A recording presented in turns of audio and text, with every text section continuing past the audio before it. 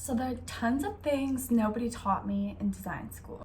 We were taught the Adobe Suite, very useful, but we were left in the dark on what the next steps are to take as a freelancer.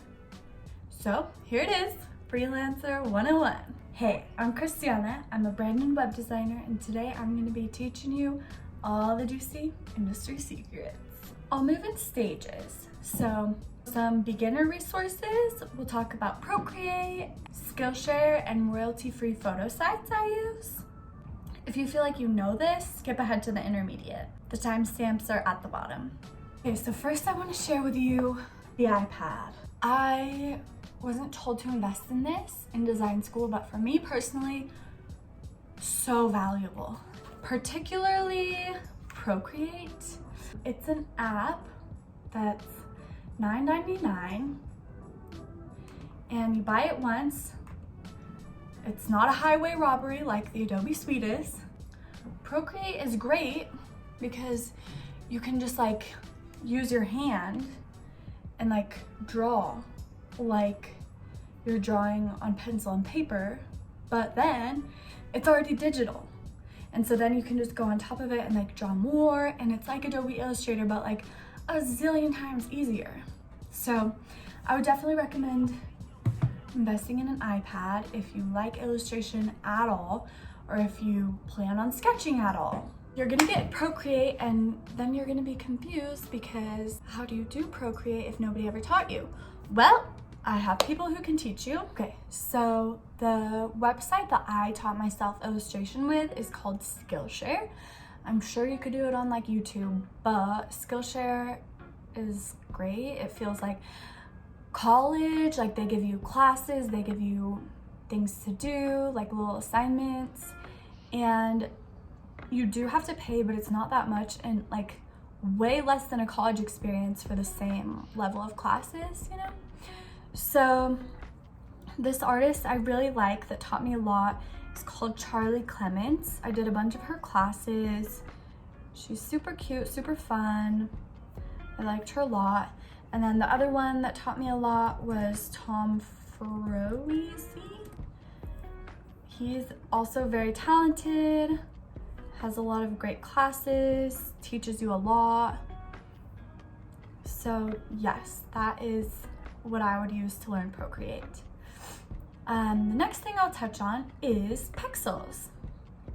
So Pexels and Unsplash are the two sites I use to get free stock photos. They have a lot of really good stuff. You can collect things, so if you see something you like, you want to use it in a design project, you just heart it. Love those. Pexels, Unsplash. Okay, these next resources are more intermediate. I'll talk about Creative Marketplace, Biodiversity Heritage Library, Hipster Ipsum, and Figma. If you feel like you know these, skip ahead to the advanced. So Creative Marketplace is where I get tons and tons of my fonts. Because they're not that expensive, they are unique, like they let you search by category. So if you're looking for something modern, say, it's just really translatable. Like if your client wants something that's funky, you can literally find funky fonts and see which one like fits the mood of your client.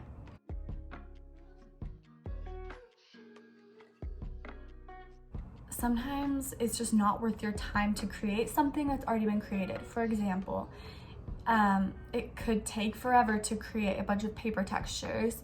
If you just go on Creative Marketplace, search paper textures, done for you. And yeah, say your time is worth like $35 an hour and it would take you 2 hours to make something, and the object itself is like $15 on Creative Marketplace. Like, do the math, and if it's worth your time, buy it. Next, Biodiversity Heritage Library. This one is a hidden gem. I don't even know how I found it. You have to do some searching, but you can find treats. So, for example, let's say you search for envelope. You have to like try out a bunch of different things because you can get really lame things that are just text. So click on Botanical Contributions, and then you look on the side, you scroll on the side, and this one, I don't think it has any illustrations, so that's a bad one. You could even search, okay, let's see. I'm gonna search botanical illustrations. This one looks promising. Okay, so you come in here, and then on this left-hand side, you scroll until you see illustration.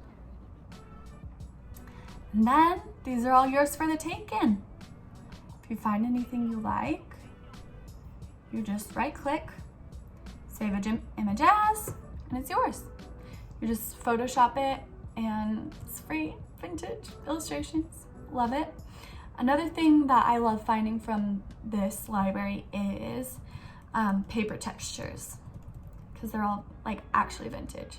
So search envelope maybe, and then just pick one that looks kind of nice. And then see, ooh, and this one has a nice stamp too. Save it. And nice paper textures you can use, handwriting, beautiful. Okay, so that's Biodiversity Library. Next, Hipster Ipsum. Okay, so instead of Lorem Ipsum, it's called Hipster Ipsum. And I don't know why I love it so much, but I always put it in my text. So if you're making a website and you haven't gotten a hold of the copywriter yet, just put in Hipster Ipsum. So you just click beer meat, and then you can just like copy and paste, and it's way better than Lorem Ipsum. It makes no sense, and it makes you look cooler. Now I'm going to teach you about Figma. Figma is great on many fronts. This is where I like to make web designs and app designs, because you can prototype it, so you can make it actually like you click on a button and it goes to the next screen, like it's actually like you're mocking up an app. It's great for that, and you can also share it with like web developers really easily. They love it. Okay, or what I've been using it more for recently is this. You click new FigJam file, and you can just like, first of all, you can work with other people, so you're both collaborating at the same time. So I will jump on a FaceTime or Zoom call with a client that I'm meeting for the first time, and we'll do a branding consultation together using Figma. So we'll both be able to contribute like sticky notes and etc. It's also great. You can just copy and paste photos onto it, and it doesn't take storage up on your own computer. Good for mood boards, good for collaborative mood boards. I think it's just great for clients because you can collaborate together. It's great. Okay, so the next resources we'll talk about are the advanced ones. These are things that I definitely didn't figure out until after I graduated. Some of them I just figured out like very recently. We'll talk about finding fonts, mock-ups, contract and payment software, outsourcing, and web design platforms. So first we're gonna look at inspect. So just go to literally any website. Let's go to Utah Valley University. Say we really like this font, which I don't, but say we did. You just highlight it, right click, click inspect. You scroll down until you see the font, Rajdhani. Okay, Command C, Command V, Rajdhani font. There it is. Boom, it's yours. You know what it is, you can use it if you like it. The next thing we'll talk about is mock-ups.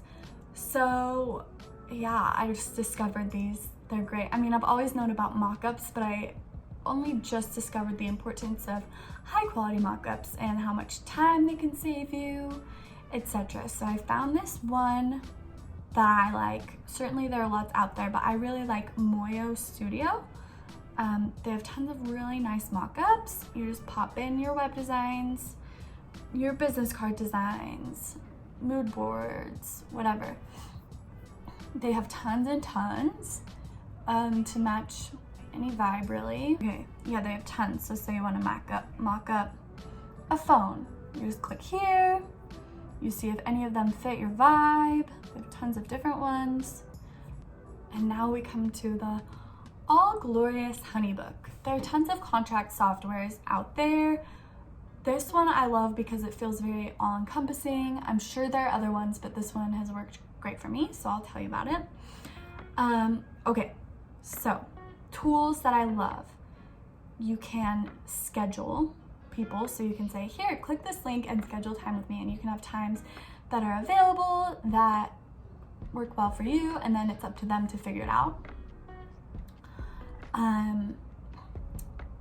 You can use HoneyBook to create a contact form that you can then pop into your website by clicking publish. Just copy the code and put that into your website, and then whenever anybody fills out your contact form, pops directly into your HoneyBook, and so then you can just take the next steps from there. So you can schedule a time to meet with them, you can send them a contract, send payments. Contracts are great even if you trust the person. Things happen and it's good to have it in writing. Plus, like, even if you never have to use it, it's just like good to have that initial level of trust and accountability.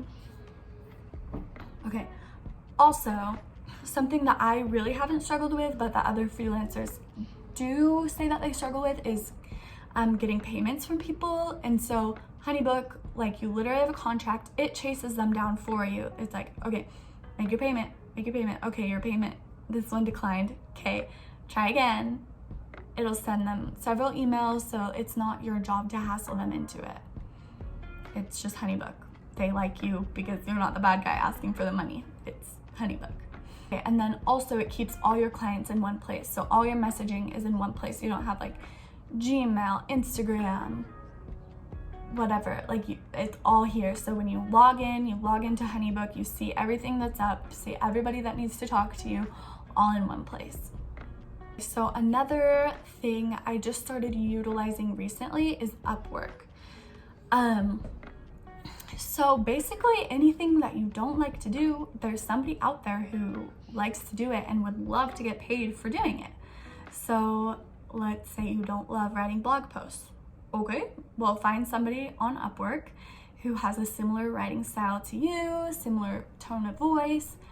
Find them, even if they're just $5 cheaper than you usually charge your clients, then you're making $5 an hour, technically. You know what I'm saying?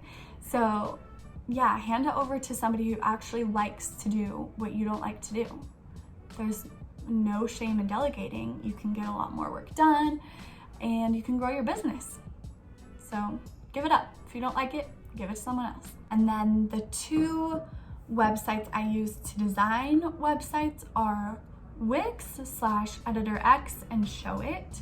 They are great because they're very designer friendly, and so you don't have to like design. I mean, okay, if you're making an app or something, then sure, it's probably good to get a website developer, design it out in Figma, and then have them develop it.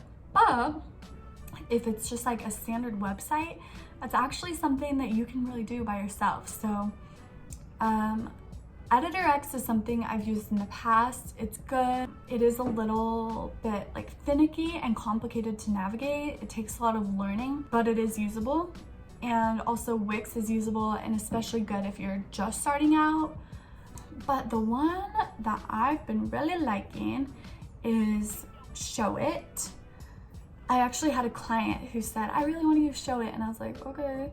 But I started using it and now I'm really hooked because it's really like drag and drop. By the way, I'm not making commission off of any of these, so you can know that I'm giving you my honest opinion. Yeah, it's just very drag and drop, very easy, intuitive. If you know the Adobe suite, you can figure this out in a second. There's videos online if it is hard for you. I definitely recommend Showit. So there you go, my resources that I use all the time as a graphic designer. One thing I would say though to a beginner me is to give yourself time. If you're a beginning designer, don't try to do everything at once. I made really bad design at first, and so will you most likely. You just have to keep putting out the bad design until you work through it and you figure out the programs, you figure out what works for you, you figure out what you think looks nice, the colors. You just gotta work at it and you will figure out your style. So take it slow. You can take notes on this video and come back to them. You can bookmark it. You don't have to do everything today. It's just like, take what you can. You've got time. If you want to help me out, hit subscribe, hit the like button. If you want me to like delve into more depth on any of these topics, then comment that. And I'll try to like give you a little more of my secrets. Thanks for watching.